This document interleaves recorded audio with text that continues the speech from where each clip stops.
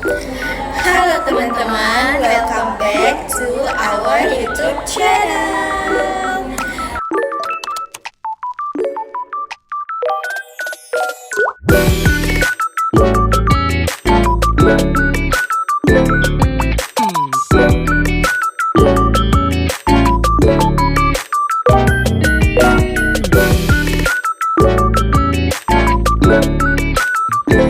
Kali ini kita akan membahas mengenai stabilitas mikroekonomi yang ada di Indonesia.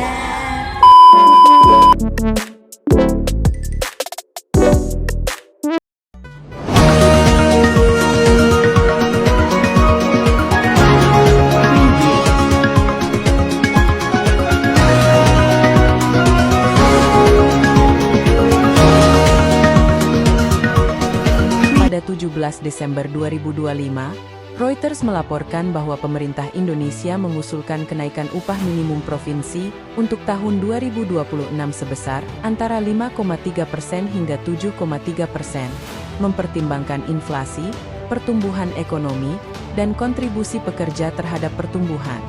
Namun, Asosiasi Pengusaha Indonesia, APindo, menyatakan kekhawatirannya karena banyak bisnis, termasuk pelaku usaha mikro dan usaha kecil, sudah mengalami kesulitan memenuhi kewajiban upah saat ini. Ini menunjukkan tantangan nyata di tingkat mikro. Kenaikan biaya tenaga kerja bisa mengurangi daya saing usaha kecil dan memaksa beberapa perusahaan melakukan pemangkasan tenaga kerja jika tidak ada dukungan kebijakan yang memadai. Berita 4 Desember 2025 mengungkap bahwa Indonesia sedang menjalani negosiasi perjanjian tarif perdagangan dengan Amerika Serikat yang kemungkinan akan selesai pada akhir tahun ini. Laporan ini menekankan bahwa keberhasilan perjanjian tersebut penting bagi ekspor produk Indonesia seperti tekstil, alas kaki, dan minyak sawit. Bagi pelaku usaha mikro dan kecil, terutama yang bergantung pada suplai bahan baku impor atau akses pasar ekspor, hasil perjanjian ini dapat berdampak pada biaya produksi, harga barang, dan peluang pasar, sehingga turut memengaruhi stabilitas ekonomi mikro. Meskipun ada tantangan, sebagian pemberitaan dalam negeri menunjukkan optimisme terhadap ekonomi Indonesia tahun 2025. Menjelang awal tahun, Antara News mencatat bahwa pemerintah fokus pada pemulihan ekonomi dan penguatan sektor real setelah masa-masa penuh tantangan. Dalam konteks usaha mikro, kebijakan pemerintah di sektor UMKM terus digalakkan untuk menjaga stabilitas konsumsi serta permintaan domestik agar usaha kecil dapat bertahan dan tumbuh. Hal ini menjadi bagian penting dalam menjaga stabilitas di tingkat mikro sekaligus mendukung daya beli masyarakat. Kali ini kita akan membahas tentang apa itu stabilitas mikroekonomi dan bagaimana dampaknya terhadap kehidupan masyarakat dan pelaku usaha. Serta bagaimana kita memandang isu ini secara kritis. Sebelum kita diskusi lebih mendalam, mari kita jelaskan dulu apa itu stabilitas mikroekonomi. Ekonomi mikro berfokus pada perilaku rumah tangga, perusahaan, serta pasar tertentu. Misalnya seperti pasar barang, pasar jasa, dan pasar tenaga kerja. Stabilitas mikroekonomi berarti kondisi pasar yang stabil, harga yang relatif konsisten, dan kepercayaan pelaku ekonomi dalam membuat keputusan produksi maupun konsumsi. Dengan stabilitas mikro, pelaku usaha kecil atau UMKM bisa melaksanakan produksi. Pekerja bisa mempertahankan pendapatan yang stabil, sementara konsumen dapat melakukan pengeluaran yang lebih pasti tanpa takut lonjakan harga yang tak terduga. Stabilitas ini menjadi inti agar pasar kecil tetap berjalan dengan sehat dan efisien.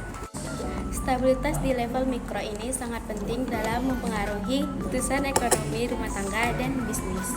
Jika harga pendapatan tidak stabil, konsumen menunda pengeluaran dan bisnis menunda investasi, yang berujung pada perlambatan pertumbuhan ekonomi secara luas. Menurut beberapa laporan berita, pemerintah Indonesia sedang fokus pada rehabilitas UMKM dan koperasi. Pasca masa darurat untuk memperkuat kembali stabilitas level mikro agar usaha-usaha kecil kembali produktif. Pelaku UMKM sering jadi yang paling terdampak jika ekonomi tidak stabil. Misalnya kesulitan mengakses modal usaha. Maka dari itu, menjaga kestabilan mikro juga berarti menjaga keberlangsungan usaha dan kesempatan kerja di masyarakat. Dari laporan berita yang ada, ekonomi terbaru menunjukkan bahwa Indonesia sedang menjaga stabilitas ekonomi secara keseluruhan dengan kebijakan fiskal dan moneter yang terkoordinasi. Misalnya, pemerintah mendorong pertumbuhan industri hilirisasi dan menjaga daya beli masyarakat agar pasar tetap aktif. Namun di level mikro, realitanya tidak selalu mulus. Masih banyak UMKM yang belum merasakan sepenuhnya dampak dari pertumbuhan ekonomi nasional, terutama dalam hal akses pendanaan, modal kerja, dan kompetisi dengan produk impor. Hal ini menunjukkan bahwa stabilitas mikro dan makro tidak selalu sejalan secara langsung. Ada banyak faktor kecil yang mempengaruhi perekonomian rumah tangga, bisnis mikro, dan pasar lokal. Sekarang kita masuk pada intinya. Apa sih tentang stabilitas mikroekonomi menurut kita? Jadi, sering kita tekankan bahwa stabilitas mikro tidak hanya cukup dilihat dari data agregat nasional seperti GDP. Mereka melihat indikator seperti kelancaran penjualan di pasar lokal, stabilnya harga kebutuhan pokok di tingkat pedagang kaki lima, serta kemampuan UMKM bertahan dari fluktuasi ekonomi. Contohnya, jika harga bahan baku naik tajam sementara daya beli konsumen menurun, hal ini akan langsung mempengaruhi penjualan pedagang kecil. Adapun pendapat kita mengenai kebijakan yang fokus langsung pada pelaku mikro, misalnya subsidi modal, pelatihan manajemen usaha, dan kemudahan kredit, bisa jadi solusi jangka pendek yang efektif. Tidak bisa dihindari, menjaga stabilitas mikro mempunyai ketantangan yang besar.